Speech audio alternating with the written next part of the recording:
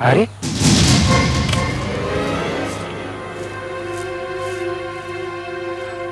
ये कौन सोया है?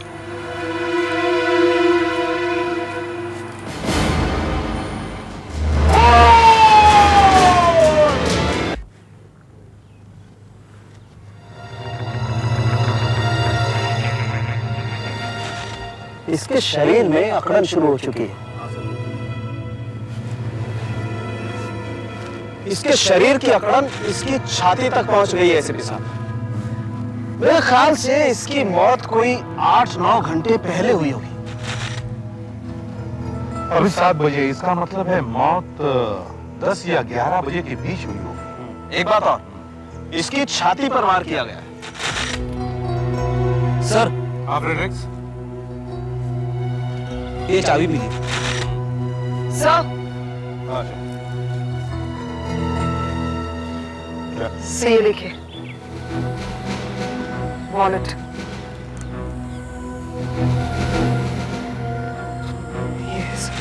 जयराम प्रधान, 18 ग्लोरी विला, 20th रोड। ये तो पास में ही है। लगता है किसी ने इसे लूटने की कोशिश की है, बाद में लाश को यहाँ फेंक दिया गया। हो सकता है। सर, हाँ भैया। सर ये यहाँ पर पड़ी मिली। यहाँ किसी अंधे की वॉकिंग स्टिक लगती है सर। सर, एक कंबल भी है। लगता है यहाँ कोई अंधा आदमी सो रहा था। ताज्जुब है, अगर वो आदमी अंधा था तो अपनी स्टिक छोड़ के क्यों भाग गया? जरूर उसने कुछ सुना हो और डर के मारे ऐसे भागा कि उसे इन चीजों का ध्यान ही नहीं रहा। उसे यहां से भागना पड़ा। पहले हम जयराम के घर चलते हैं।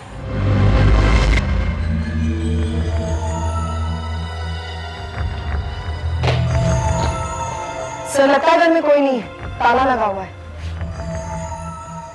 कल रात से आदमी वहां मरा पड़ा है, फिर भी किसी ने उसे ढूंढने की कोशिश नहीं की, ना किसी ने रिपोर्ट लिखवाई। कहीं अकेला तो नहीं रहता था। सर, जो लाश के पास से चाबी मिली है, खोल कर देखें। हाँ चलो।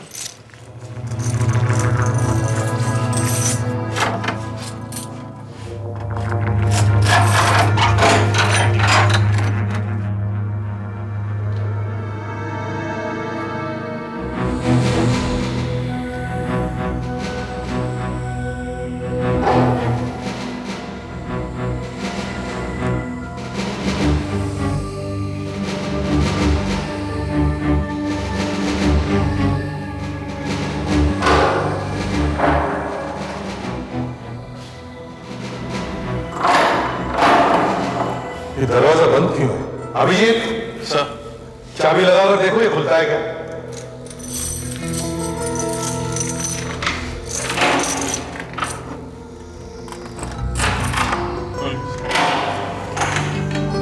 अरे ये क्या? टीवी, वीसीआर, साउंड सिस्टम, घड़ियां, ये सब क्या है भाई? शौक नहीं है सर, धंधा है। ये देखिए, दुकान का मार्क है इसमें, जयराम मनी लेंडर्स। ये आदमी साहूकार था, महाजन। लोगों को सूद पर पैसा देता होगा, उनकी चीजें गिरवी रखता होगा। ये सारी चीजें गिरवी रखी हुई है। अभिजीत, देखो तो सेफ खुला है क्या? प्लीज देखता हूँ, जयराम की चाबियों में से कोई लगती है। देखो।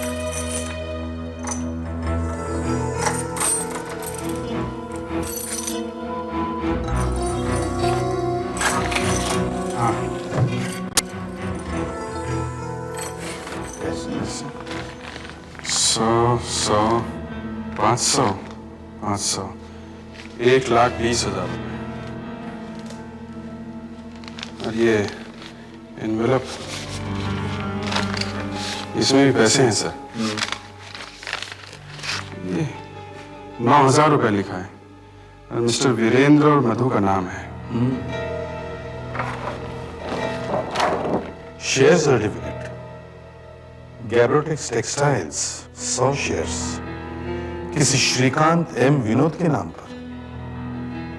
श्रीकांत एम विनोद, जयराम, क्या संबंध हो सकता है?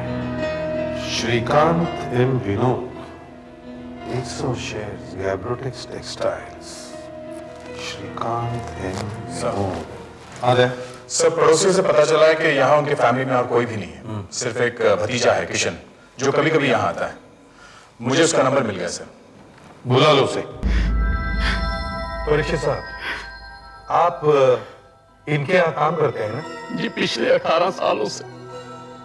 जरा ये बताइए, आप हर रोज दुकान कितने बजे बंद करते हैं? जी, वैसे तो हर रोज शाम 7:15 बजे दुकान बंद कर देते थे, लेकिन कल दोपहर को ही बंद करती थी। अच्छा, ऐसा क्यों? सर, पिछले कुछ दिनों से मेरी बहन एमके हॉस्पिटल में थी, तो जयराम जी ने मुझे कह रखा था कि मैं केवल सुबह दुकान पर आऊं। कल जयराम जी की तबीयत अचानक खराब होगी, तो मैं दुकान बंद करके सीधा उनके घर चला गया और उनको 9,000 रुपया दे दिया, जो लोगों की पेमेंट आई थी। उसके बाद मैं सीधा उनके घर से हॉस्पिटल चला गया। बस वो मेरा उनसे आखिरी बार मिलना था।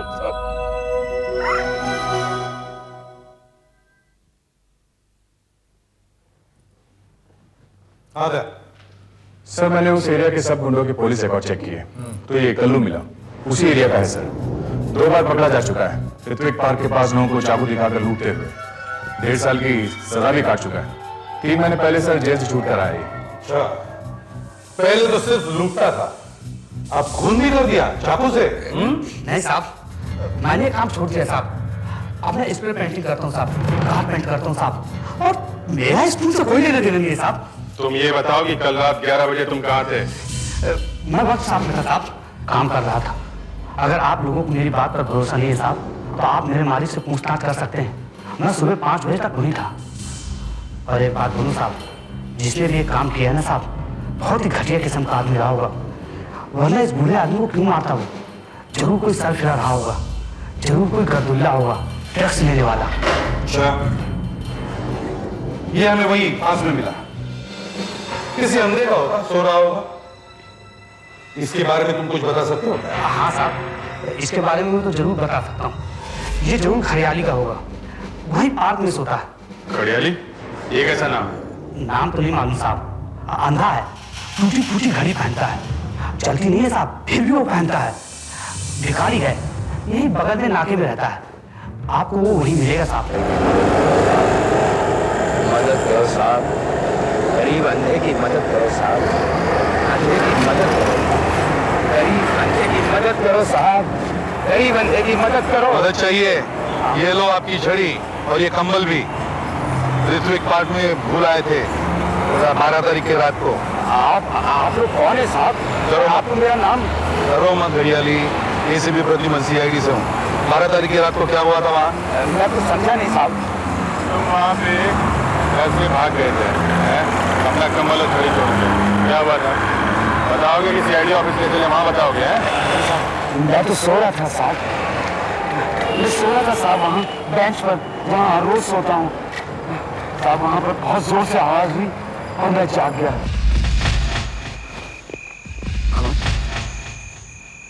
कौन है वहाँ?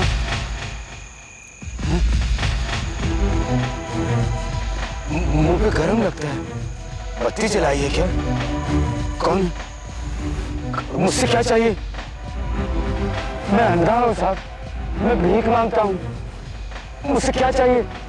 बोलो, बोलते क्यों नहीं? सचमुच अंधे हो? सचमुच में अंधा हूँ साहब। ये देखिए मेरी छड़ी। चलो और भाग यहाँ से, चल भाग जा यहाँ से, भाग।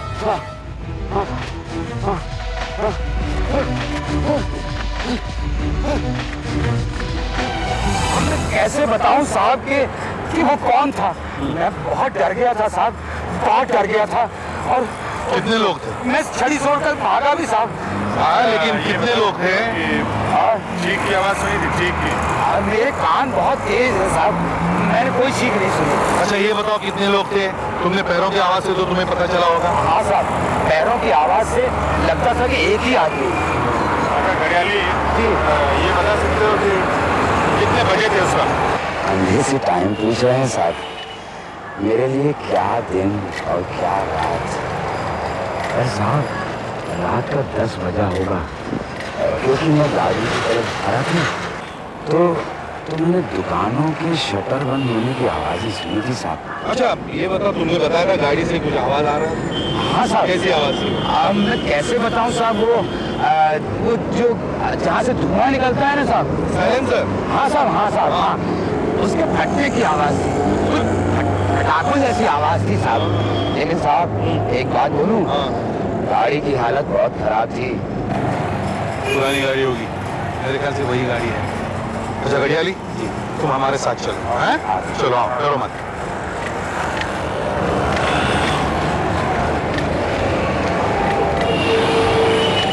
गाड़ी स्टार्ट करके देखते हैं कि कैसी आवाज आती है। दया, गाड़ी स्टार्ट करो।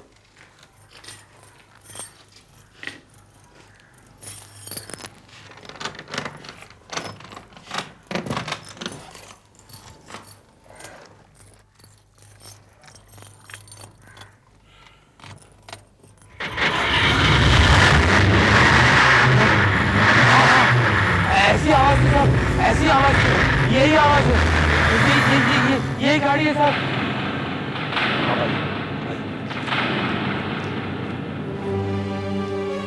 साइलेंसर वाकई फटा है सर, इसी की आवाज आ रही है। मतलब घड़ियाली ने जयराम की गाड़ी की आवाज सुनी थी। जयराम की गाड़ी पार्क में गई थी। दया, गाड़ी चेक करो। सर अच्छी तरह से चेक करो।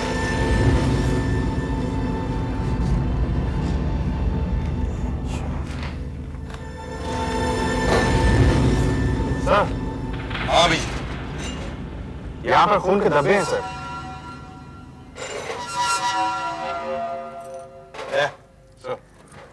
गाड़ी से फिंगरप्रिंट्स ले लो, स्टीयरिंग व्हील से, दरवाजे से, हैंडल से, सब जगह से। बाकी लोग मेरे साथ आओ। फ्रेडिक्स, दरवाजा खोलो। सर।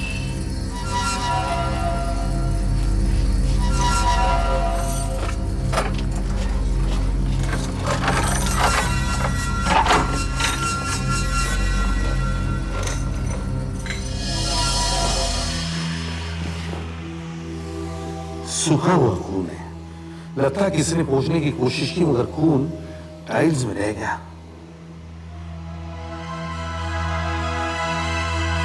इसे जयराम के खून के साथ मिला के देखेंगे। इसका मतलब है जयराम का खून यहाँ घर पर हुआ है। यह कोई पार्क में लूटने बूटने का केस नहीं है।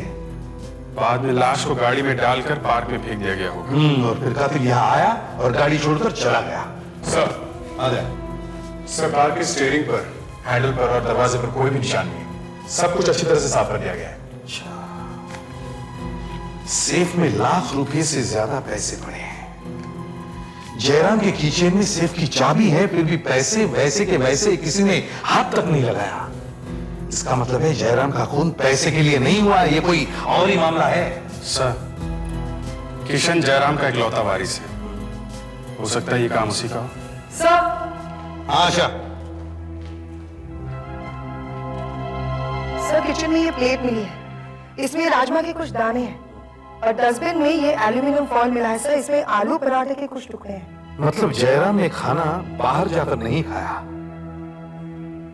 उसने घर पर ही खाना खाया और खाना खाते ही उसे मार दिया गया यहीं पर। आसपास के सभी होटलों में जाकर चेक करो, पूछो उस रात यहां खाना देने कौन आया था।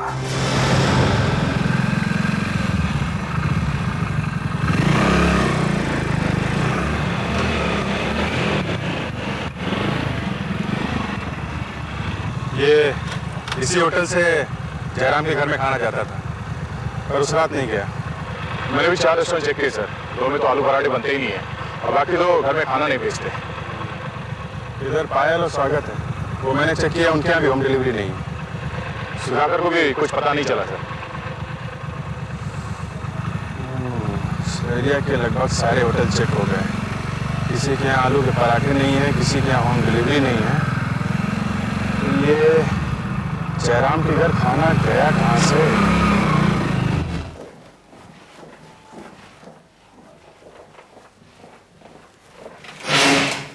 सर, हाँ अभिजीत, मैंने पड़ोसियों से मालूम किया, जयराम ने किसी के घर में भी खाना नहीं खाया था। दरअसल वो किसी के घर आता जाता नहीं था।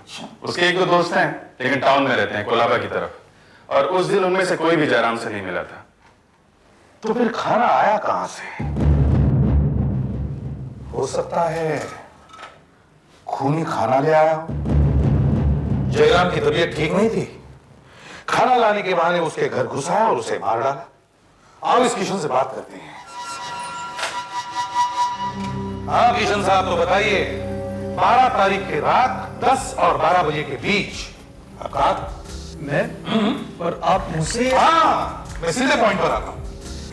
आपके अंकल का खून उनके ही घर में हुआ है। वहां कोई चोरी डकैती नहीं हुई है, ये कुछ और ही मामला है और हमें तुम पर शक है। हमने तुम्हारे अंकल के वकील से बातचीत की है। उन्होंने हमें बताया कि तुम्हारे अंकल के पास काफी पैसा था, करीब 2 करोड़ की संपत्ति थी उनके पास, और उन्होंने उसकी वसीयत अभी तक नहीं बनवाई थी। और कानूनन उस संपत्ति के हकदार सिर्फ तुम ही हो। अब मुझे पता तो था कि अंकल के पास पैसा है, लेकिन इतना पैसा है ये मुझे नहीं पता था। मैं तो अंकल को कहता रहता था कि अपनी खटारा कार बदल लो, पर अंकल कहते थे कि उनके पास पैसा ही नहीं है। वो 1 मिनट, आपका मतलब कि मैं 2 करोड़ के लिए अंकल का खून कर दूंगा? हाँ, शायद तुम्हें पैसों की जरूरत हो, और 2 करोड़ रुपए तुम्हें तभी मिलते जब तुम्हारे अंकल की मौत हो जाती। इसलिए तुमने सोचा कि अंकल को उड़ा ही देते हैं। फिर अब साफ साफ बताओ कि उस वक्त तुम कहां थे? मैं पिक्चर देखने गया था, वर्का थिएटर में। अकेले गए होंगे? जी, किसी ने देखा भी नहीं होगा आते जाते। नहीं, हमेशा यही होता है सर, आदमी अकेले पिक्चर देखने जाता है और किसी ने भी उसे नहीं देखा होता है। देखो, हमारी परमिशन के बगैर तुम ये शहर छोड़ नहीं सकते। मैं तुम्हें गिरफ्तार नहीं कर रहा हूं, मगर याद रखो तुम पर कड़ी नजर रखी जा रही है। सुधाकर सर चलो।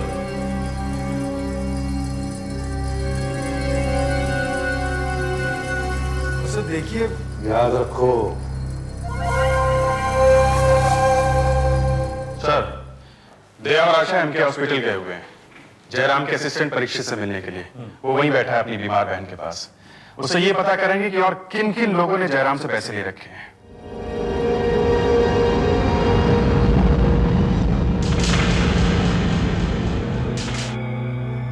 जी बताइए। परीक्षित जी, एक बात बताइए, इन दिनों किसी के पैसे आने वाले थे क्या? जी हाँ, मैंने आपको बताया था ना, उसी दिन 9,000 रुपये आया था मधु और वीरेंद्र साहब का। और एक मिस्टर माइकल थे जिन्होंने 2 लाख रुपया देना था। वो खुद जयराम जी के घर जाने वाले थे पैसा देने के लिए, क्योंकि जयराम जी की तबीयत खराब थी ना। उसी दिन? जी हाँ, उसी दिन जिस दिन खून हुआ। और एक मिस्टर विनोद थे जिन्होंने 80,000 रुपया देना था। यानी कि माइकल ने 2 लाख रुपए देने थे और विनोद ने 80,000 रुपए देने थे। जी हाँ, लेकिन साहब एक बात और थी। क्या? एक आदमी हर रोज दुकान पे फोन करता था और फोन पे वो अपना नाम परेश भाई बताता था। मैंने जयराम जी से भी कहा, जयराम जी से उसकी 1-2 बार बात भी हुई। बाद में जयराम जी ने कहा कि अगर उसका फोन आए तो उसे कह दो कि वो दुकान पे नहीं है। किस लिए फोन करता था वो? उस दिन उसका फोन आया था क्या? नहीं, लेकिन साहब उस दिन उसका एक आदमी दुकान पे आया, बड़ा खतरनाक दिखता था। क्या किया उसने? साहब वो मुझे धक्का मार के दुकान के अंदर घुस गया। उसने पूरी दुकान की तलाशी ली। फिर साहब उसने दुकान से एक फोन किया और वहां से चला गया। फिर आपने क्या किया? मैं क्या करता साहब, मैं तो डर के मारे दुकान बंद करके चला गया। और उसके बाद से दुकान आज तक बंद है? जी हाँ।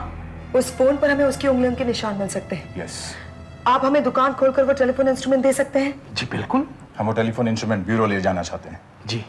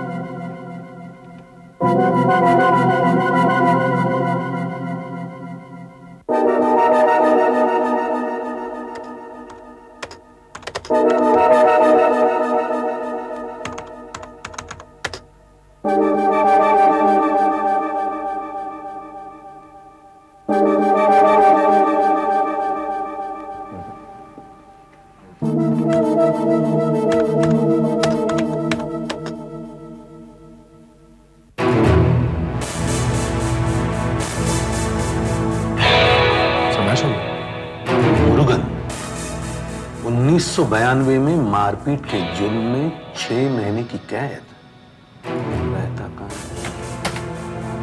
15 मांडोली चाल, केरकर रोड। अच्छा, एक मिनट।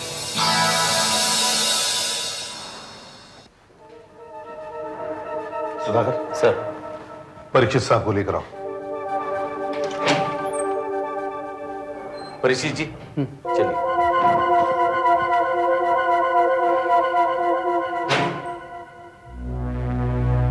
आइए। सॉरी सर, मैं जरा हॉस्पिटल गया था इसलिए आने में थोड़ी देर हो गई। कोई बात नहीं, कोई बात नहीं, बस एक छोटा सा काम है। जी। आप जरा फोटो देखकर बताइए कि क्या ये वही आदमी है जो आपके दुकान में आया था?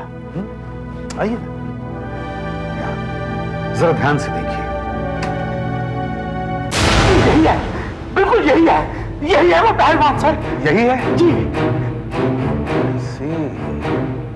मुरुगन, मुरुगन को लेकर आओ। जरूर जयराम के खून से इसका संबंध है। हेलो एसीपी साहब, दया बोल रहा हूँ। सर मैंने मांडोली चाल चेक कर लिया सर, पर वहाँ मुरुगन के बारे में कुछ पता नहीं चला। लगता है वो वहाँ रहता तो था, मगर कुछ 10 महीने पहले वो एरिया छोड़कर चला गया सर। सर नहीं सर, कोई कुछ बोलने के लिए तैयार ही नहीं है। पड़ोसियों ने तो अपने मुंह पर टेप लगा रखी है। फिर पास वाले चाल में एक टपोरी मिल गया सर, बिल्कुल तोता निकला। 2-4 दाने डाले तो फटाफट बोलने लगा। बता रहा था कि मुरुगन दारू का गुलाम हो गया है सर। सर मैं वही करके आ रहा हूँ सर। इतने अड्डों में जा चुका हूँ कि अब मेरे कपड़ों में से दारू की बू आ रही है। अभी और एक बार जा रहा हूँ, अगर वहां कुछ पता चलता है तो मैं आपको फोन करके बताता हूँ सर। हाँ sir, okay, thank you sir. Sir, mister Vinod. हाँ मिस्टर विनोद, आपने मिस्टर जयराम के 80,000 रुपये देने थे ना? जी देने थे, वो ठीक है, पर उसके लिए मेरे पास अभी 2 दिन का टाइम बाकी था। और वैसे भी मैंने अपने 100 शेयर्स उनके पास अमानत के तौर पर रखे हुए थे। आपको मालूम मेरे शेयर्स की कीमत कितनी है? 1 लाख रुपए, और जबकि मुझे देने थे उनके कुल 80,000 रुपए। ये कैब्रोटेक्स टेक्सटाइल के शेयर थे ना आपके? जी हाँ सर, वही जो जयराम के सेफ में रखे थे। जी हाँ वही। अब भला आप बताइए, ऐसे में क्यों उनका खून करने लगा मैं? अच्छा एक बात बताइए, 12 तारीख की रात को आप कहां थे? जी मैं तो अपने घर पर ही था। अच्छा, और आप माइकल साहब, आपको क्या कहना है? देखिए साहब, मैं जयराम के घर शाम के करीब 5:30 बजे पहुंचा था और उन्हें पैसे देकर आया था। 500-500 रुपए के 4 बंडल और 100-100 रुपए के 2 बंडल, 2,20,000 रुपए। ये 20,000 रुपए इंटरेस्ट। एक मिनट, लेकिन हमें सेफ में तो सिर्फ 1,20,000 रुपए ही मिले हैं। मगर मैं उन्हें पूरे 2,20,000 रुपए देकर आया हूं। मेरे पास रिसीट है, देखिए उन्होंने मुझे ये रिसीट दी थी और यहां पर उनके सिग्नेचर भी हैं।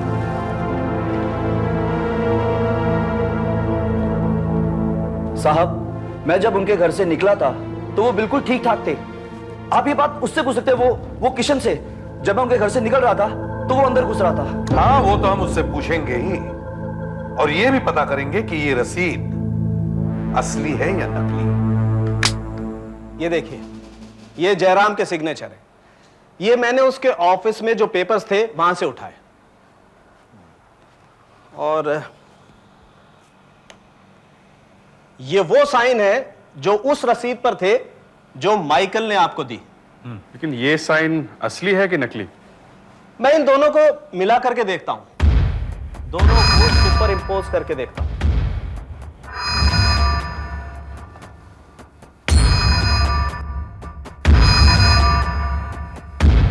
ये देखिए, ये दोनों साइन एक जैसे हैं।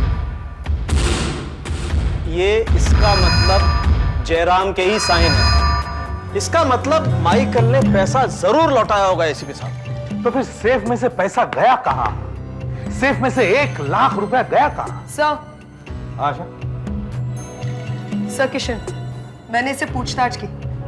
इसने माइकल को अपने अंकल के घर से निकलते हुए देखा था। इसका मतलब है माइकल ने तुम्हारे अंकल को नहीं मारा, मगर तुम ये जरूर जानते थे कि माइकल वहां पैसे लाया है और 1 लाख रुपए के लालच में तुमने अपने अंकल को मार दिया। शायद। सर, ये आप क्या कह रहे हैं? मैं अपने अंकल, वो तो मेरे अंकल थे सर।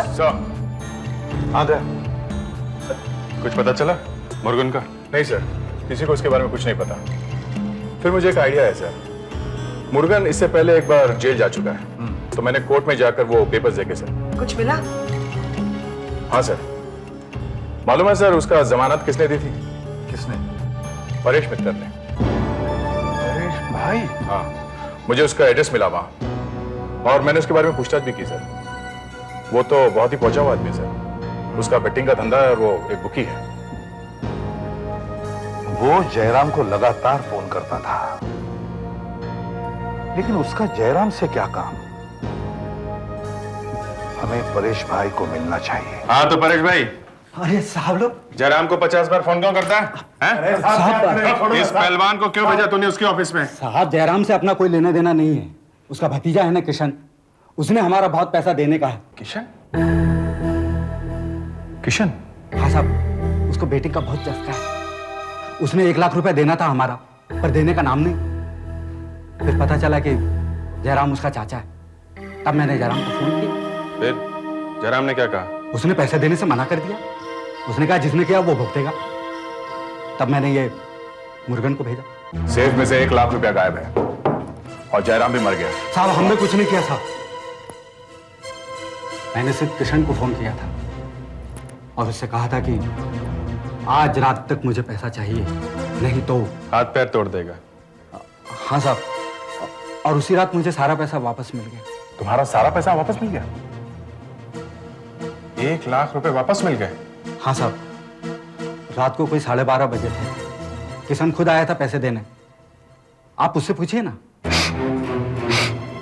मैं मानता हूँ साहब, मैं जुआ खेलता हूँ। मैं ये भी मानता हूँ कि मैंने परेश भाई को 1 लाख रुपए देना था। तुम जानते थे कि अगर तुमने परेश भाई का कर्जा नहीं लौटाया तो परेश भाई कुछ भी कर सकता है, इसलिए तुम अपने चाचा के पास गए पैसे मांगने के लिए। उन्हें खुश करने के लिए तुम उनके लिए खाना भी ले गए, फिर भी तुम्हारे चाचा ने मना कर दिया। इसलिए गुस्से में आकर तुमने उन्हें मार डाला और फिर सेफ में से 1 लाख रुपए ले लिए। नहीं साहब, नहीं, ये झूठ है साहब। साहब, मैं वहां गया जरूर था, लेकिन मैं कोई खाना वाना लेकर नहीं गया था। मैं तो अंकल से पैसे मांगने गया था। मैंने उनसे बहुत मिन्नत की साहब, लेकिन उन्हें मुझे पैसे नहीं दिए और मुझे घर से बाहर निकाल दिया। फिर तुमने परेश के पैसे कहां से लौटाए? हाँ, शाम तक तो तुम्हारे पास पैसे थे नहीं और रात में तुम्हारे पास 1 लाख रुपए आ गए। कहां से आए ये पैसे? कहां से?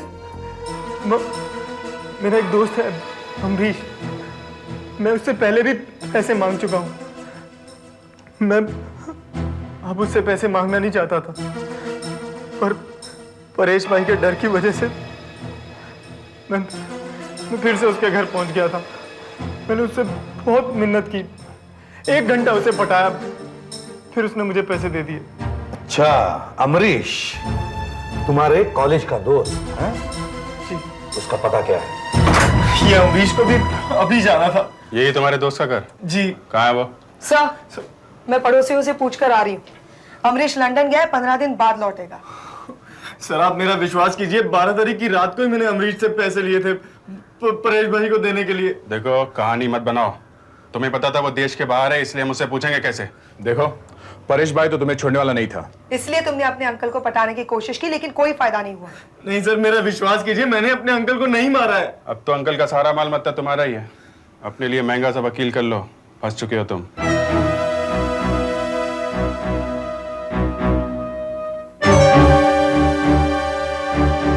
सर, ये रहा आज का पेपर।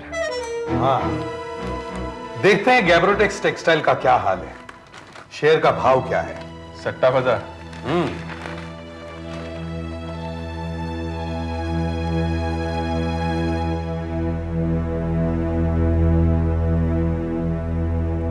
गैब्रोटेक्स टेक्सटाइल्स 350 रुपये। व्हाट? सिर्फ 350 रुपये? लेकिन सर, सिर्फ 350 रुपए से क्या मतलब निकलता है? देखो, विनोद ने जयराम से 80,000 रुपये उधार लिए, जिसके बदले में उसने अपने शेयर्स गिरवी रख दिए। अगर उसके शेयर की कीमत 80,000 रुपये नहीं होती तो उसे उधार मिलता ही नहीं। लेकिन ऐसा नहीं हुआ। विनोद के शेयर्स की कीमत सिर्फ 35,000 रुपये है, मगर उसने उधार लिए 80,000। यही कुछ गड़बड़ है, यही कुछ गड़बड़ है। मुझे लगता है विनोद ने कोई दूसरे महंगे शेयर्स गिरवी रख दिए, जो उसने बाद में वहां से गायब कर दिए, और उसके जगह ये सस्ते वाले शेयर्स रख दिए सेफ में। बस इसी बीच या इसके पहले जयराम का खून हुआ। यही कुछ गड़बड़ है। सर, हॉस्पिटल चलते हैं, वहां परीक्षित से पूछते हैं कि शेयर्स यही वाले थे या दूसरे। उसे जरूर पता होगा। हाँ सर, शेयर्स तो गैब्रोटेक्स के ही थे और पूरे 100 थे। उस समय मार्केट अच्छी थी और शेयर की कीमत 1 लाख के आसपास थी। परीक्षित क्या? कुछ नहीं हुआ स्वाति, तुम सो जाओ। सीआईडी ऑफिसर साहब। अच्छा, तो आप लोग जयराम जी के खून के बारे में पूछताछ करने आए हैं क्या? जी हाँ। सच, ये तो बहुत बुरा हुआ। आप लोगों को जरूर पता लगाना चाहिए कि इतने अच्छे आदमी का खून किसने कर दिया। उसे सजा जरूर मिलनी चाहिए। उसे आप जरूर सजा दिलवाइए।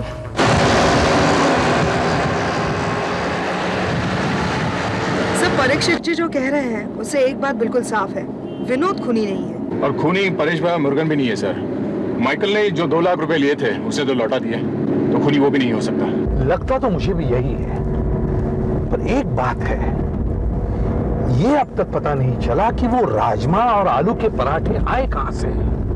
होटल वाला तो देकर नहीं गया। याद है बचपन में हम वो जिक्सॉ पजल का गेम खेलते थे, छोटे छोटे टुकड़े मिलाकर एक पिक्चर तैयार करते थे। कभी कभी एक टुकड़ा रह जाता था। बस हमारे इस केस का भी यही हाल है, एक टुकड़ा मिसिंग है, एक टुकड़ा नहीं मिल रहा है, इसलिए पूरी पिक्चर सामने नहीं आ रही है। एक बात और अजीब लगी सर, ये परीक्षित की बहन ने जयराम को अच्छा आदमी क्यों कहा? एक मिनट दे, एक मिनट रुको। रिवर्स लो।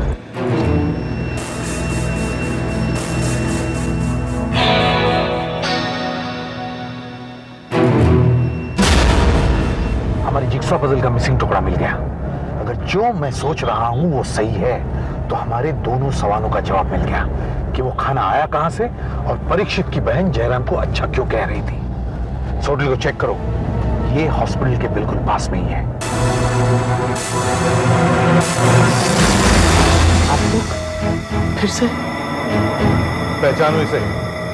क्या ये वही आदमी है जो तुम्हारे यहाँ आया था? जरा ठीक से देखो। हाँ साहब, ये वही आदमी है। इसी ने 2-3 दिन पहले हमारे वास्ते खाना ले गया था। क्या हो रहा है ये सब? हाँ, थोड़ी देर पहले आपने कहा कि जयराम बच्चे आदमी थे, कैसे? वो बड़े ही नेक इंसान थे, देवता। उन्होंने मेरी बीमारी का सारा खर्च उठाया, मेरे ऑपरेशन का, अस्पताल का। लोग कहते थे कि वो बहुत कंजूस आदमी है, लेकिन जरूरत के वक्त उन्होंने ही परीक्षित को पैसे दिए। कब दिए थे उन्होंने पैसे? जिस दिन मौत हुई थी उस दिन।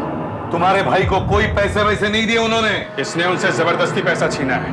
मैं समझी नहीं। जयराम को तुमने मारा परीक्षित, तुमने? नहीं। हाँ, तुम उस रात जयराम से मिलने के लिए हॉस्पिटल से निकले। रास्ते में तुमने खाना पैक कराया, राजमा और आलू के पराठे। जाकर तुमने उन्हें खिलाया, और फिर भी जब जयराम ने पैसे देने से मना कर दिया तो तुमने अपना कंट्रोल खो दिया, उन्हें मारा, सेफ में से 1 लाख रुपए लिए और उनकी लाश को पार्क में फेंक दिया। नहीं, ये नहीं हो सकता। परीक्षित कहना ये नहीं हो सकता। तुमने कुछ नहीं किया, ये झूठ है। नहीं, ये सच है। मैंने उसे मार दिया, मैंने उसे मार दिया साहब। 18 साल तक मैं जयराम जी के यहाँ नौकरी करता रहा। इतनी सी तनख्वाह में मैंने जैसे तैसे करके अपना गुजारा किया, लेकिन मैंने ऊप तक नहीं की। जब मुझे पैसे की जरूरत पड़ी तो उन्होंने मुझे पैसा देने से मना कर दिया। अरे साहब, वो करोड़पति आदमी था, 1 लाख रुपया तो मुझे आसानी से दे सकता था, लेकिन नहीं, उस कंजूस ने मुझे पैसा देने से मना कर दिया। क्या कहा उसने? कहने लगा, अबे कहां से लौटाएगा पैसा, लौटी लगी है क्या? बस साहब, उसका इतना कहना था कि मैं आपे से बाहर हो गया।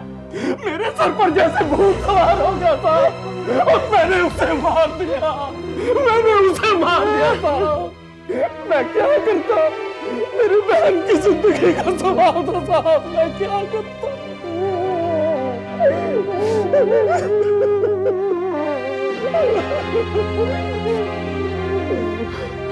मुसीबत किस पर नहीं आती परीक्षित, हर कोई कातिल तो नहीं बन जाता। क्या कर दिया तुमने?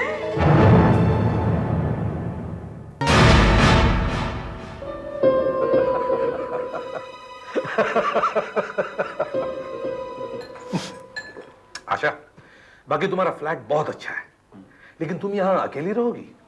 सर, इतने साल पीजी रहने के बाद अब जाकर पूरा फ्लैट लिया है। खुशी तो बहुत हो रही है, लेकिन अकेले रहने की आदत नहीं है ना, इसलिए सोचियो किसी सहेली को बुलाऊं साथ में रहने के लिए। That's good. किराया तो बहुत होगा। नहीं, बहुत ज्यादा नहीं है, एरिया अप मार्केट नहीं है ना, इसलिए।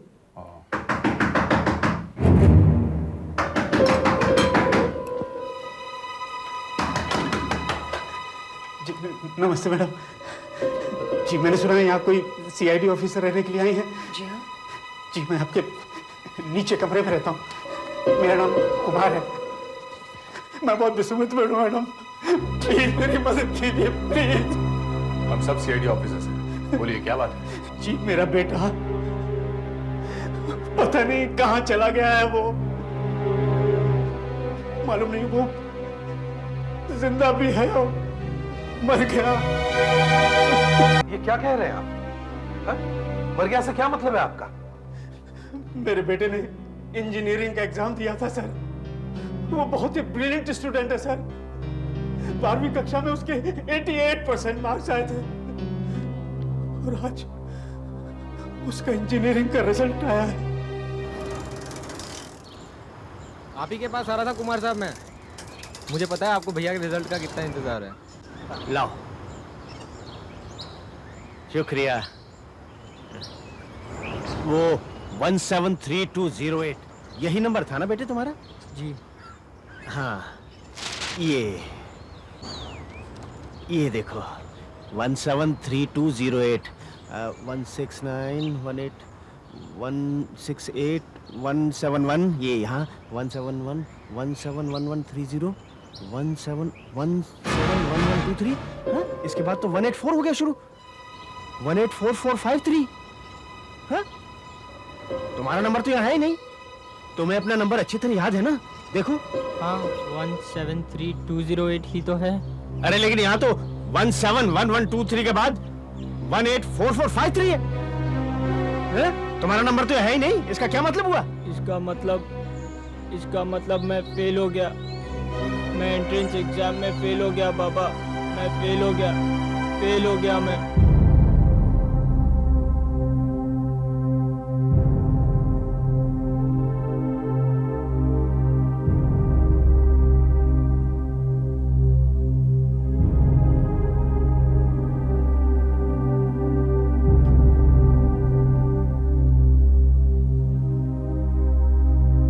गए।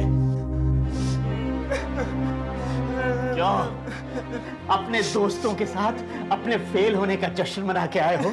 हैं?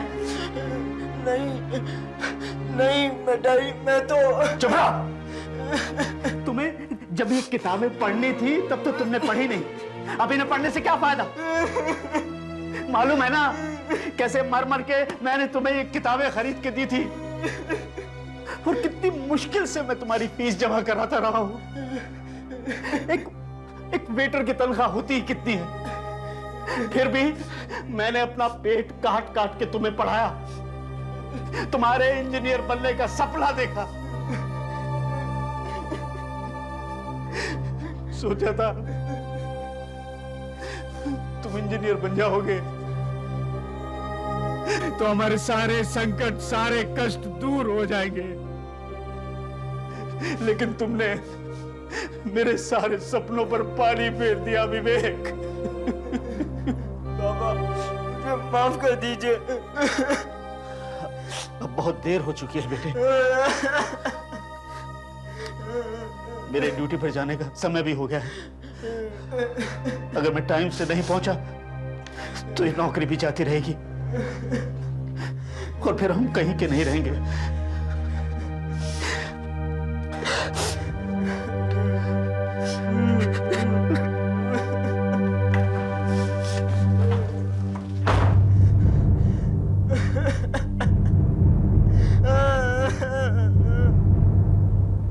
तुम्हें विवेक पर इतना नाराज नहीं होना चाहिए था।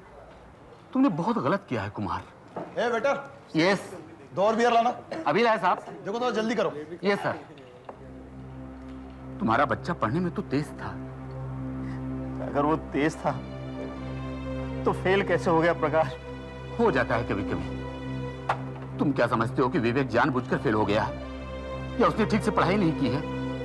क्या उसे पता नहीं था कि तुम कितनी मुसीबत से उसकी पढ़ाई का खर्च पूरा करते हो? वो खुद भी तो ट्यूशन लिया करता था। ये क्या मुसीबत है बेटर? बियर लाने को बोला ना, ले क्या? 1 मिनट साहब, अभी लगाया। ये शुक्र करो कि तुम्हारा बेटा ऐसा नहीं है, शराब पीकर बाप के पैसे लुटा रहे हैं। तुमने विवेक को डांटकर बहुत गलत किया है कुमार, बहुत गलत। जब तुम्हें उसके फेल हो जाने पर इतना बुरा लग रहा है तो सोचो उसे कितना बुरा लग रहा होगा। मुझे विवेक पर इतना गुस्सा नहीं करना चाहिए था। बहुत गलती की मैंने।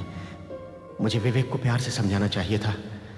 बेचारा इस वक्त घर पर अकेला बैठा होगा, इस वक्त मुझे उसके पास होना चाहिए। हाँ, मैं अभी छुट्टी लेकर के जाता हूं, उसे प्यार से समझाता हूं। विवेक, कहां हो तुम? मुझे माफ कर देना बेटा, मैं खामखा तुम पर गुस्सा हुआ। विवेक, विवेक,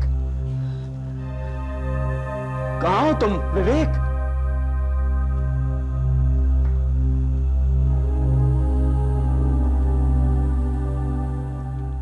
कहां गए ये?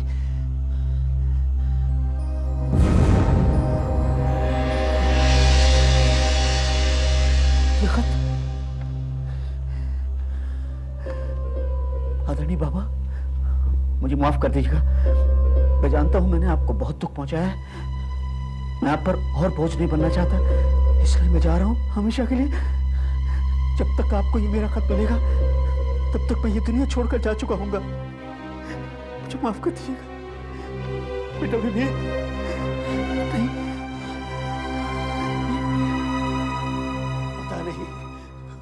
पता नहीं वो कहां चला गया होगा।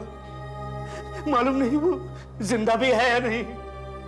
प्लीज प्लीज मेरी मदद कीजिए, मैं आप लोगों के हाथ जोड़ता हूं, प्लीज। आपने आखिरी बार अपने बेटे को कब देखा था? जी 7:30 बजे, जब मैं ड्यूटी पर जाने के लिए निकला था तब मैंने उसे देखा था। और आप वापस कब लौटे? जी 10:30 बजे। 10:30 बजे? तो फिर 7:30 और 10:30 बजे के बीच उसने ये नोट लिखा होगा और फिर वो घर से बाहर निकल गया होगा। आपने उसके दोस्तों को कांटेक्ट करने की कोशिश की? हो सकता है वो किसी को मिलने गया हो। जी जैसे ही मैंने खत पढ़ा मैं तो पागल हो गया। फिर मुझे याद आया कि मुझे किसी ने बताया था कि यहाँ एक CID ऑफिसर ने फ्लैट लिया है। फिर मैं आपके पास चला आया प्लीज मेरे बच्चे को बचा लीजिए प्लीज सर, वो कहीं कुछ कर ना बैठे सर। चलो, मैं तुम्हारा कमरा देखना चाहता हूँ, शायद कुछ सुराग मिल जाए।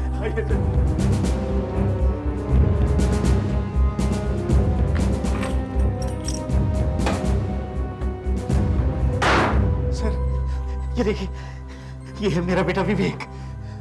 क्या आप इसके दोस्तों को जानते हो? कैसे लोग हैं वो, कौन है, क्या हम उन्हें मिल सकते हैं? सर एक महेंद्र है, दूसरा जीतू, एक लड़की है रश्मि या रेशमा, ठीक से मुझे उसका नाम भी नहीं मालूम। सर मैंने अपने बच्चे की जिंदगी में कभी दखल नहीं दिया, कभी उसके दोस्तों के बारे में कुछ नहीं पूछा, मुझे उसके दोस्तों के बारे में कुछ भी नहीं मालूम। सर मेरे बच्चे को बचा लीजिए सर, इससे पहले वो कहीं आत्महत्या ही नहीं कर ले, बचा लीजिए प्लीज सर, बचा लीजिए। देखिए देखिए, हम कोई ना कोई रास्ता निकाल ही लेंगे, आप घबराइए नहीं। आप मेरे साथ 1 मिनट के लिए आइए, आइए आइए आइए मेरे साथ आइए।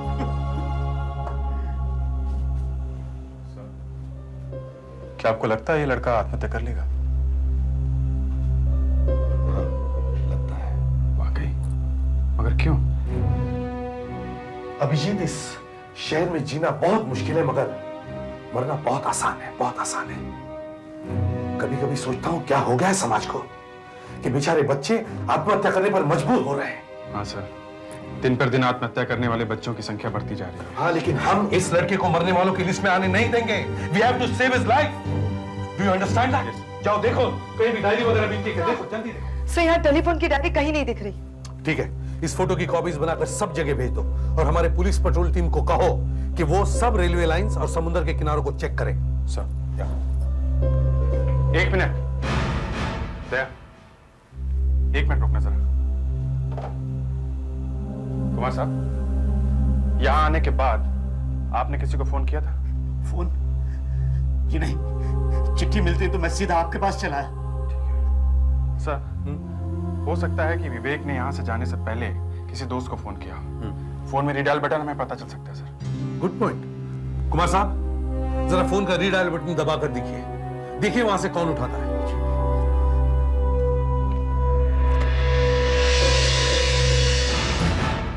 हेलो जी, मैं विवेक का फादर बोल रहा हूं। जी आप कौन? 1 सेकेंड, रश्मि की मदर। हेलो, नमस्ते, मैं एसीपी प्रद्युमन बोल रहा हूँ, सीआईडी से। देखिए, मुझे कुमार साहब के बेटे विवेक के बारे में कुछ पूछना है। क्या रश्मि घर पर है? जरा बुलाइए उसे प्लीज। एक मैं बुलाती हूँ मैं। रश्मि, बेटा इधर आना। जी मम्मी। सीआईडी वालों का फोन है। सीआईडी वालों का? तुम्हारा दोस्त है ना विवेक, उसके बारे में पूछ रहे हैं, उसके घर से ही बोल रहे हैं, कुछ गड़बड़ है। हेलो, जी हाँ मैं रश्मि बोल रही हूँ। हाँ रश्मि, देखो एक बात बताओ, क्या विवेक ने आज शाम को आपसे फोन पर बात की थी? जी हाँ, उसके बाद वो हमारे घर भी आया था। आया भी था? हाँ। कितने बजे? यही कोई 1-1.5 घंटे पहले। 1-1.5 घंटे पहले?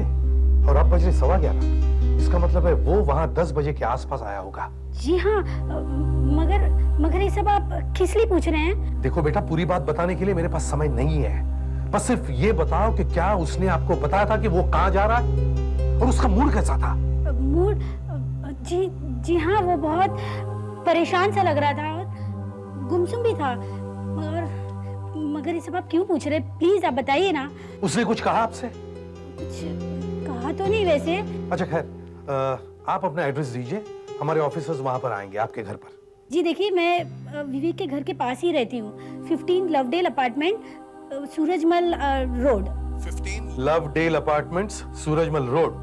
हाँ थैंक यू बेटा। दया, आशा, रश्मि के घर जाकर पूछताछ करो, लगता है वो कुछ छुपा रही है। विवेक मेरा सबसे अच्छा दोस्त है, हमने एग्जाम्स की तैयारी साथ की थी। वो क्लास का स्कॉलर था और हमेशा पढ़ाई में मेरी मदद किया करता है। विवेक ने आज आपसे क्या बात की? पहले तो उसने फोन किया और कहा कि कुछ छोड़ना चाहता है और आकर ये किताबें और ये नोट्स मेरे पास छोड़ दिए। लेकिन क्यों?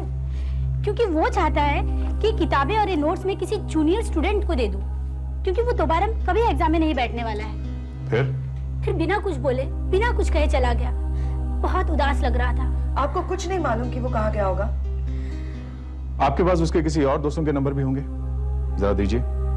हो सकता है वो किसी और को भी मिलने गया हो। सर, ये पासबुक मिली है विवेक के नाम की। विवेक का बैंक अकाउंट है क्या? जी, वो 10वीं क्लास के बच्चों को ट्यूशन देता है, उससे जो पैसे मिलते हैं उसी से अपना काम चलाता है। ये क्या? उसने तो आज 1000 रुपये निकाले। इतने पैसे उसने क्यों निकाले? पता नहीं साहब, पैसे के मामले में विवेक बहुत ही समझदार है, कोई फिजूल खर्च नहीं करता और न ही उसे कोई बुरी आदत है। तो फिर ये 1000 रुपये विवेक, ये क्या है? क्या है? ये देखिए सर, तक्षशिला बुक स्टोर्स का बिल है। इसमें मेडिकल और इंजीनियरिंग की किताबें मिलती हैं और ये क्या, तारीख भी आज की है। इसका मतलब है उसने आज यहाँ से किताब खरीदी है।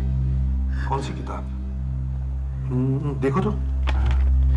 PH नहीं, शायद A है। PASR 18 DOX। सर बहुत खराब लिखा हुआ है, पढ़ा नहीं जा रहा है। कुमार साहब, आप कह रहे थे कि विवेक 4 बजे तक घर पर था और उसके बाद में फिर 7:30 बजे वापस लौटा। जी। तो उसका मतलब है विवेक ने 4 और 7:30 बजे के बीच बैंक में जाकर पैसे निकाले और फिर ये किताब खरीदी हो। सर, अगर विवेक आत्महत्या करना चाहता था तो ऐसी हालत में किताब क्यों खरीदेगा? बेटा विवेक साहब, एक मोटी सी किताब उसके हाथ में थी तो सही, लेकिन यहाँ तो वो नहीं दिखती। खैर, दुकान का टेलीफोन नंबर तो है, मगर दुकान तो बंद हो गई होगी। फिर भी टेलीफोन डिपार्टमेंट से हम पता कर सकते हैं कि इस दुकान का मालिक कौन है।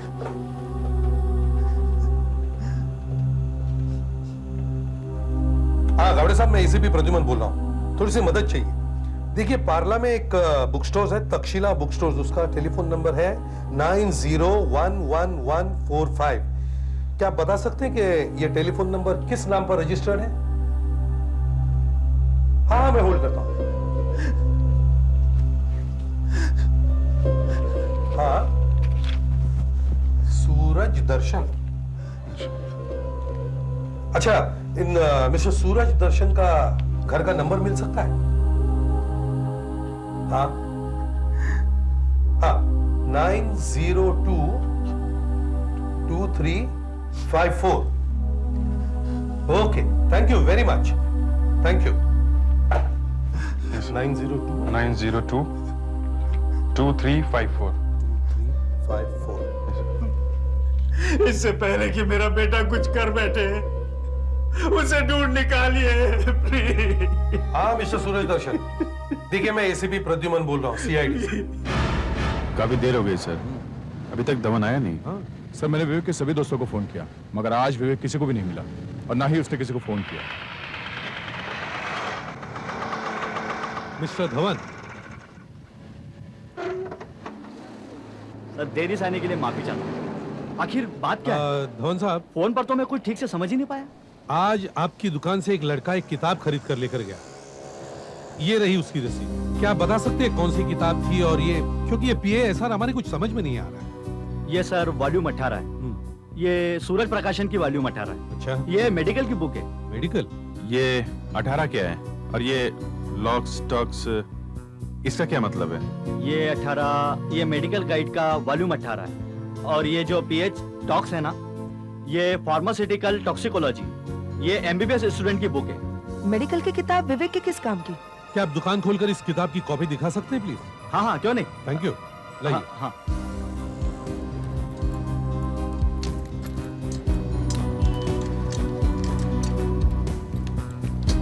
जरा जल्दी कीजिए, हमारे पास वक्त बहुत कम है। जी।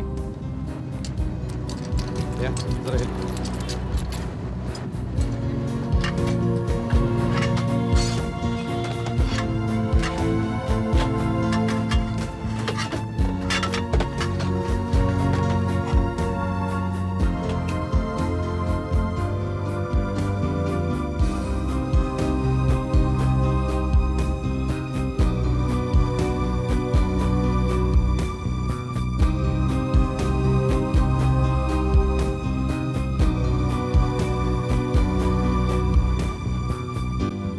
फार्मास्यूटिकल टॉक्सिकोलॉजी, मालूम है ना क्या है ये? यस सर, जहरीली दवाइयों के बारे में। इस किताब में उन दवाइयों के बारे में लिखा है जिनका ओवरडोज लेने से मौत भी हो सकती है और जिनका इस्तेमाल बहुत सोच समझकर करना चाहिए। तो सर, इसीलिए विवेक ने एक किताब खरीदी। क्योंकि वो आत्महत्या करने के लिए जहर लेने वाला था। वो लड़का कितने बजे यहाँ आया था? जरा बिल दे सकता हूँ? Bill number 702। सर मैं हमेशा रोज 8 बजे दुकान पर आता हूँ और जब मैं आज आया तो मुझे मेरे असिस्टेंट ने बताया कि उसने 1 घंटा पहले 700 नंबर की नई बिल बुक निकाली। मतलब 7 बजे, और 702 नंबर का बिल विवेक का है। इसका मतलब है विवेक ने 7 बजे के बाद ये किताब खरीदी है। और उसके बाद वो घर गया, मतलब 7:30 बजे। उसके बाद उसने थोड़ा समय किताब पढ़ने में लगाया होगा कि उसे कौन सी दवाई खानी चाहिए। और 9:30 बजे उसने रेशमा को फोन किया और 9:45 बजे उसके घर पहुंचा। और उसके बाद वो दवाई लेने गया, मगर तब तक तो सभी दवाई की दुकानें बंद हो गई होगी। तो उसे डे एंड नाइट केमिस्ट से दवाई लेनी पड़ी होगी। इसका मतलब है हमें रेशमा के घर के आसपास के सभी डे नाइट केमिस्ट चेक करने चाहिए। उन्हीं में से किसी एक दुकान में से उसने दवाई ली होगी। Let's go. हेलो अभिजीत, कुछ पता चला? अच्छा, आशा ने तुम्हें कांटेक्ट किया क्या? उससे कुछ? अच्छा ठीक है, मैं उसे कांटेक्ट करूंगा। हाँ मैं वहीं पहुंचता हूँ। ओके।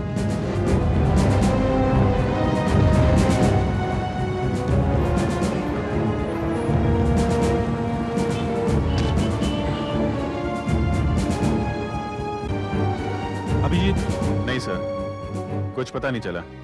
मैंने विवेक की फोटो सबको दिखाई थी, पर इनका कहना विवेक इधर आया नहीं। मैंने भी पूरा किंग सर्कल एरिया चेक किया, कुछ नहीं। और आशा का भी फोन था, कह रही थी सायन में भी वो कहीं नहीं गया। पता नहीं विवेक ने दवाई कहां से ली होगी, जाने कहां होगा इस वक्त। कहीं उसने दवाई खा तो नहीं ली होगी सर? Let's go.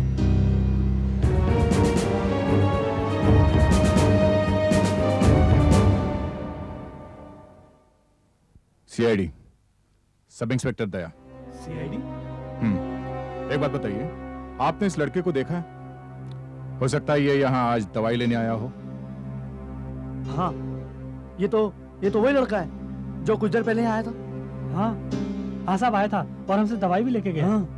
आया था? हाँ। आखिर उसने दवाई खरीदी ली, कैसे रोका जाए उसे? सीआईडी, सब इंस्पेक्टर दया। सीआईडी?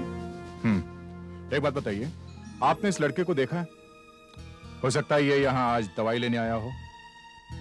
हाँ, ये तो वही लड़का है जो कुछ देर पहले आया था। हाँ साहब आया था और हमसे दवाई भी लेके गया।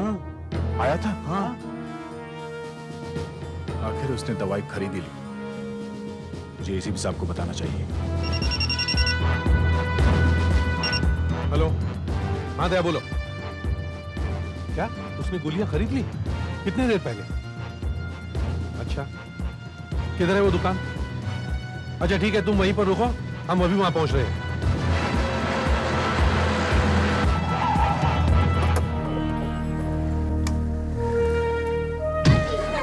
हाँ दया। सर विवेक यहाँ आया था 1 घंटे पहले। फोटो को ठीक से देखा? यही लड़का है वो? हाँ सर, अच्छी तरह याद है। वो यहाँ आया था और नींद की दवाई मांग रहा था।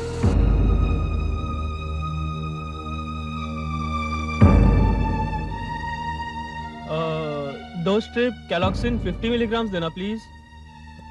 कैलोक्सिन? ये तो नींद की गोलियां हैं, हम ऐसे नहीं दे सकते। डॉक्टर का प्रिस्क्रिप्शन चाहिए, बिना डॉक्टर की पर्ची के हम दे नहीं सकते। डॉक्टर की पर्ची है ना मेरे पास? 1 मिनट।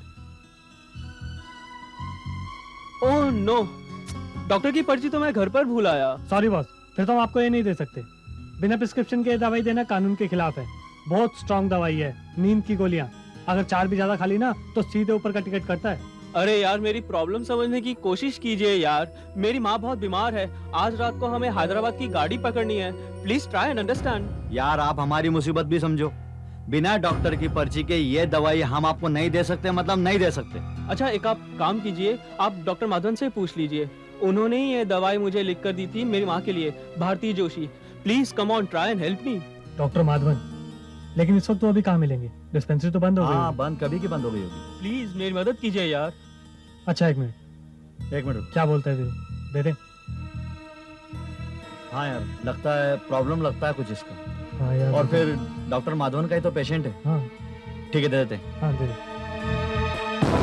का है वो। उसने पासी के डॉक्टर का नाम नोट कर लिया और इनसे दवाई ले ली। पर बात क्या है साहब? ना तो उसके पास डॉक्टर का प्रिस्क्रिप्शन है, ना ही उसकी कोई माँ है। ये दवाई उसने आत्महत्या करने के लिए ली है। तुम लोगों को बेवकूफ बना गया वो।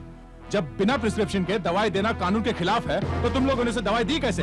तुम लोगों के खिलाफ एक्शन लिया जा सकता है। सर। हाँ आशा। सर ये देखिए, केलॉक्सिन 50 mg ये रहा। केलॉक्सिन घातक नशीली दवा, ओवरडोज खाने से आदमी मर भी सकता है। घातक डोज 800 मिलीग्राम। अगर उसने 800 मिलीग्राम खा लिया तो मर जाएगा। सर विवेक ने 50 मिलीग्राम की 20 गोलियां ली है, मतलब 1000 मिलीग्राम। इतनी गोली खाने तो मर जाएगा सर।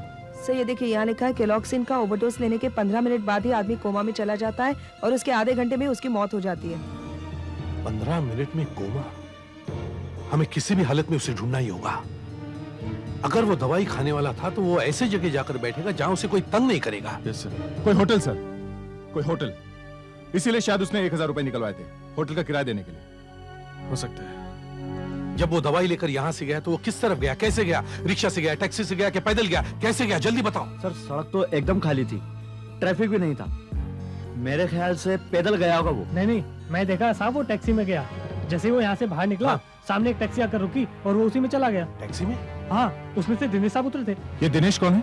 पीछे की बिल्डिंग में रहते हैं, फर्स्ट फ्लोर पर। वो उतरे और वो लड़का उसमें बैठकर चला गया। दिनेश पीछे के बिल्डिंग में, फर्स्ट फ्लोर। Let's go.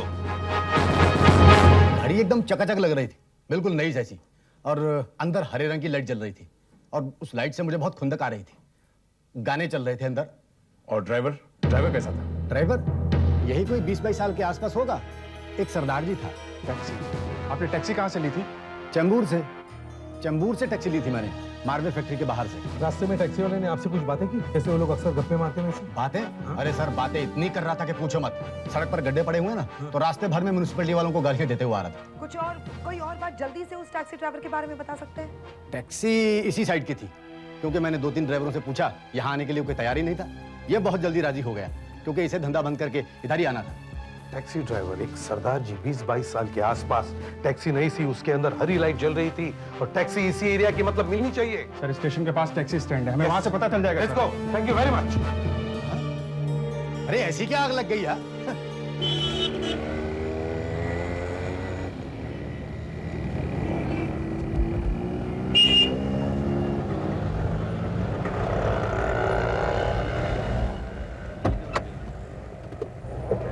सब शायद कोई पैसेंजर है। हाँ देखो, आने दो। मगर है कौन ये लोग? क्या मालूम, पूछो। हाँ सब कहाँ जाएंगे? हम लोग सीआईडी से। सीआईडी? हम एक ड्राइवर की तलाश है। सरदार जी हैं, उनकी नई टैक्सी है। अंदर हरी लाइट जलती है और गाने बहुत बजाता है वो। गाड़ी के अंदर हरी लाइट जलती है? यहाँ तो 3-4 सरदार हैं। पता नहीं ये सरदार की बात कर रहे हैं। ये सरदार जी जो है 20-22 साल का लड़का है, बातें बहुत करता है। बातें बहुत करता है? तुम्हें मालूम है? कहीं आप जग्गू की बात तो नहीं कर रहे? कहाँ रहता है ये जग्गू? जगजीत नाम है उसका। हाँ, कहाँ रहता कहाँ है? यही रहता है रॉक्सी टॉकीज के पीछे, बेनी चौल में। रॉक्सी टॉकीज के पीछे बेनी चौल।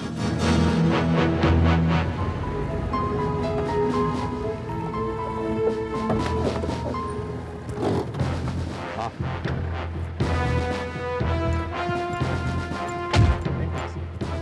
आप में से जग्गू कौन है? जगजीत टैक्सी वाला? साहब कौन है आप लोग? हम सीआईडी से पूछताछ करने आए। हाँ, तुमने चेंबूर से एक सवारी ली थी और धनसुख रोड पर छोड़ी, और फिर वहां से एक लड़का तुम्हारी टैक्सी में बैठा। हाँ साहब, बैठा तो था। ये देखो, ये वो लड़का था। हाँ जी साहब, यही लड़का है।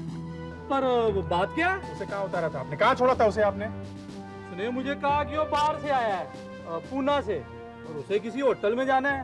कह रहा था कोई सस्ता सा होटल हो। जी बस मैं उसे छोड़ा है। कहाँ छोड़ा था उसे जल्दी बताओ। वो जी होटल समरा ना, वो मेरबाग के पास है जी। बस वहीं छोड़ दिया था जी मैंने। कितने बजे थे उस वक्त? वो जी घंटा को होगा। क्यों, कोई परेशानी है? कुछ किया उस लड़के ने? कुछ किया नहीं है, करने वाला है। वो फिर छड्डो, चलो मैं बताता हूँ कहाँ छोड़ा था। कौन? वेटर।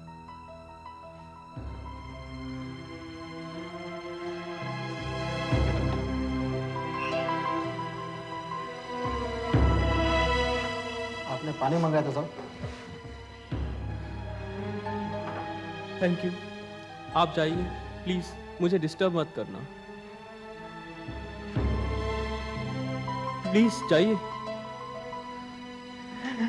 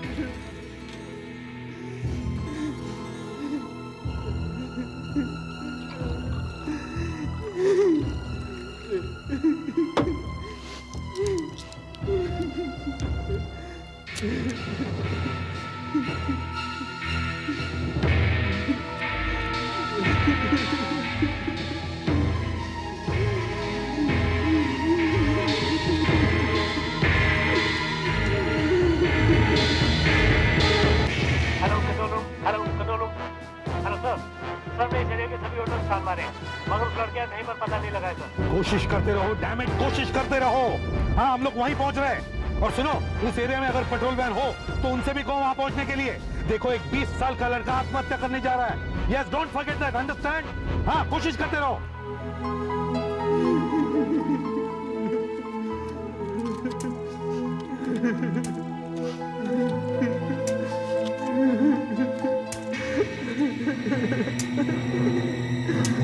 दया, जल्दी चलो। सदाजी और कितनी दूर है ये होटल? इसी रोड पे सर, इसी रोड पे है, बस आगे ही है।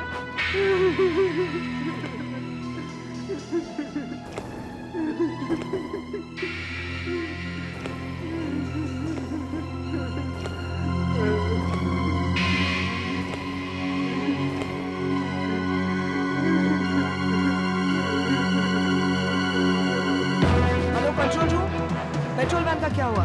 कांटेक्ट हुआ? Yes sir. Sir petrol van से कांटेक्ट हो चुका है, वो कुछ ही देर में आपके पास पहुंच ही होगी। ओवर। एम्बुलेंस का इंतजाम हुआ? Over. Yes sir. Sir ambulance भी यहाँ से निकल गई है। ओवर।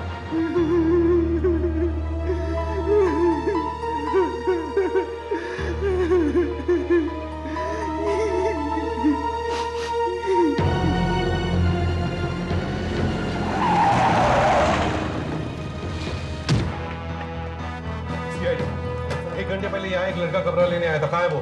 नहीं साहब, यहाँ तो कोई नहीं आया था। देखो, बकवास मत करो, हमें पता है वो लड़का यहाँ आया था। यही होटल है साहब, मैंने उसे यही छोड़ा था। ये उसका फोटो है। देखो, ये लड़का यहाँ आया था जरूर, चाहे उसने यहाँ रूम लिया हो या ना लिया हो।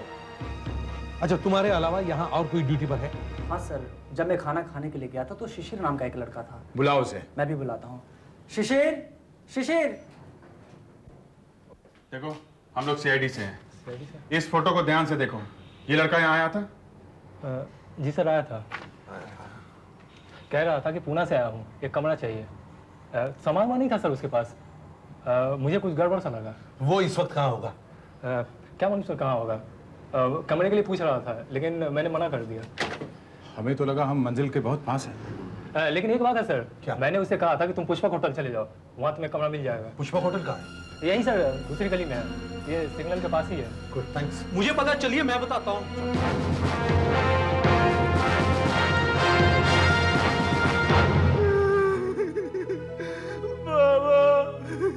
बाबा मुझे माफ कर दो बाबा, प्लीज बाबा, मुझे माफ कर दो।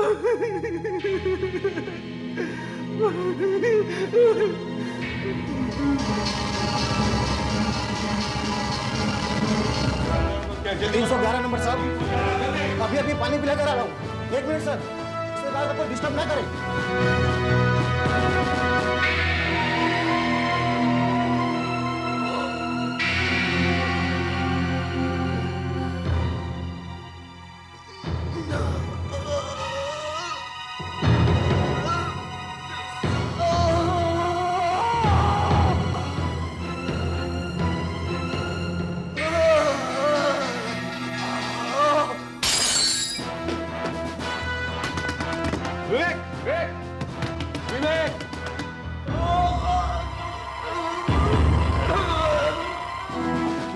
भी लेकर जल्दी जल्दी जल्दी।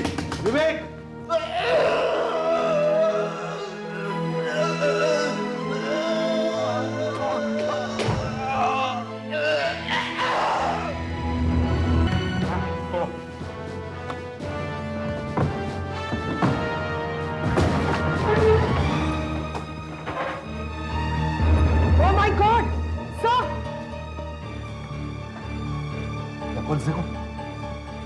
विवेक, इसकी पल्स तो ना के बराबर है, हालत बहुत खराब है इसकी। विवेक, विवेक, विवेक, डॉक्टर को बुलाओ जल्दी। Doctor, doctor! इसको बिस्तर पे लेटा देती है, आराम से। डॉक्टर साहब प्लीज।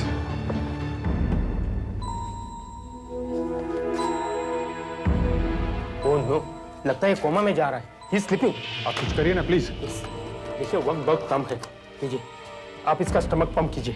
ट्यूब दो मेरे पास। ओह माय गॉड, इसने तो कैलोजिन खाई है। इसे पेप्रामाइसिन का इंजेक्शन लगाना पड़ेगा।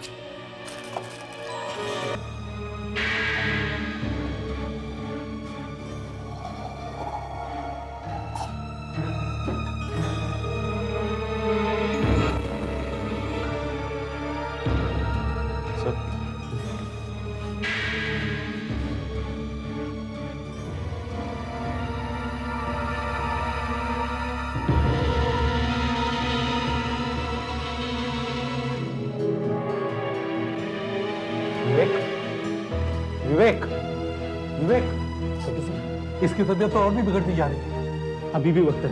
विवेक, विवेक, विवेक, विवेक, देखिए इसे सोने नहीं देना। विवेक, विवेक, विवेक, विवेक, विवेक, विवेक, विवेक।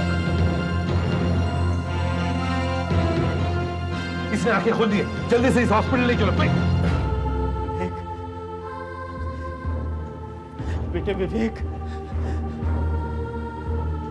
विवेक,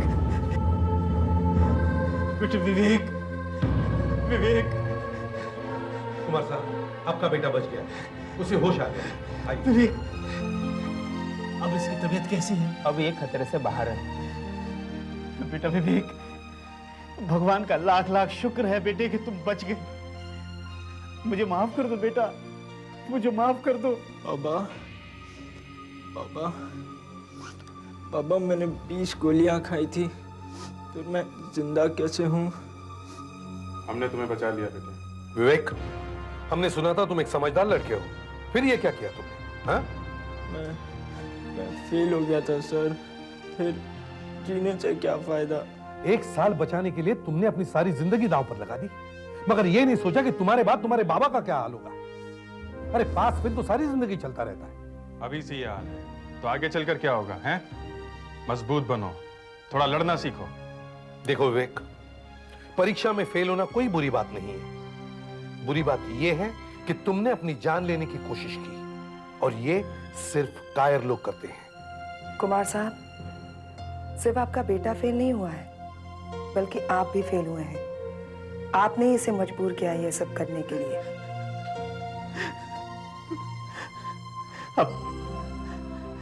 अब मेरी आंखें खुल गई हैं। बेटा, पापा, पापा, बेटा, अब भी कुछ नहीं बिगड़ा है। तुम फिर से मेहनत करो, मैं तुम्हारे साथ हूं। मुझे यकीन है तुम जरूर कामयाब होगे। हाँ? ऑल द बेस्ट विवेक। मेरा बेटा विवेक।